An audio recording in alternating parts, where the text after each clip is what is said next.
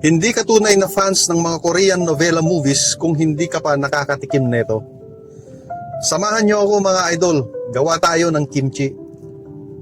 Umpisahan natin, approximately 8 kilograms na pechay bagyo.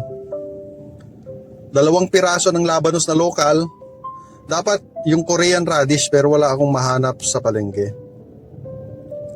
2 piraso din ng carrots na malalaki.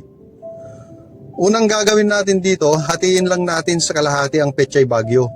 Yung malalaki, hinati ko sa 4. Pagkatapos mahati, budburan natin ng asin. Isa-isahin natin para hanggang sa pinakapuno, malagyan. Kailangan natin ng maraming asin. Ilagay natin sa plastic para mas mabilis ang pagkakulob at lumabas ang katas. Ibabad natin yan at least 3 to 4 hours mga idol. Habang nakababad sa asin ang pechay bagyo, gagawa naman tayo ng porridge. All-purpose flour lang ang ginamit ko dito mga idol. Sa kawali, maglagay tayo ng malinis na tubig. Isabay na din natin ang harina habang malamig pa ang tubig para maganda ang pagkatunaw. Huwag nating tigilan ng paghalo hanggang sa kumulo at maluto ang harina. Pagkatapos, iset aside lang natin. Hayaan lang nating lumamig. Habang pinapalamig natin ang porridge, ihanda naman natin ang ibang sangkap. Dapat Korean radish ang gamitin natin dito, pero wala akong makita. Masarap kasi yung Korean radish. May pagka-sweet ang lasa. Hindi katulad ng lokal, matapang ang lasa at maamoy. Isunod natin ang carrots. Balatan at kayudin din natin katulad ng radish. Onion leeks, cut lang natin sa 2 inches ang haba. At maglagay din tayo ng kutsay. At may nabili pala akong laso na, kaya maglalagay na din tayo.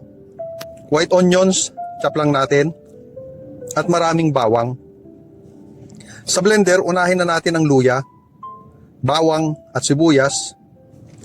Fresh na bagoong alamang isama na din natin sa pagblender para lalong lumabas ang lasa. At chili powder. Balikan naman natin ang pechay na binabad natin sa asin. Kailangan mahugasan natin ng mabuti para matanggal ang alat. Banlawan natin yan ng 3 beses para sigurado. Sa malinis na palanggana, paghalu-haluin na natin ang mga sangkap mga idol. Para sa pagkain lang talaga ang palanggana na yan ha, kaya siguradong malinis yan.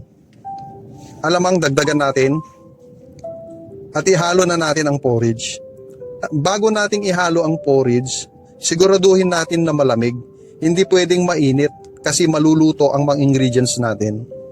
Ang trabaho kasi ng porridge, yan yung mag-ferment sa kimchi natin.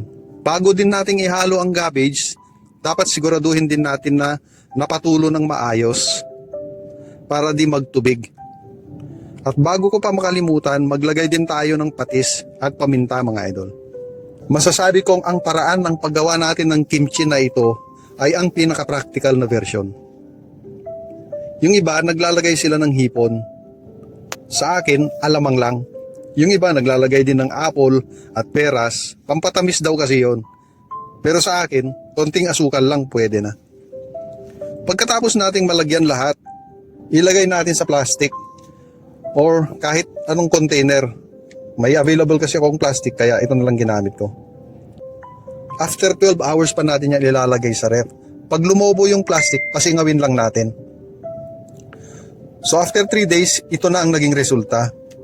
Sa experience ko kasi, between 3 to 5 days, yan ang time na nasasarapan ako sa kimchi. Habang tumatagal, umaasim na yan. So maraming salamat mga idol. Maraming salamat sa panonood.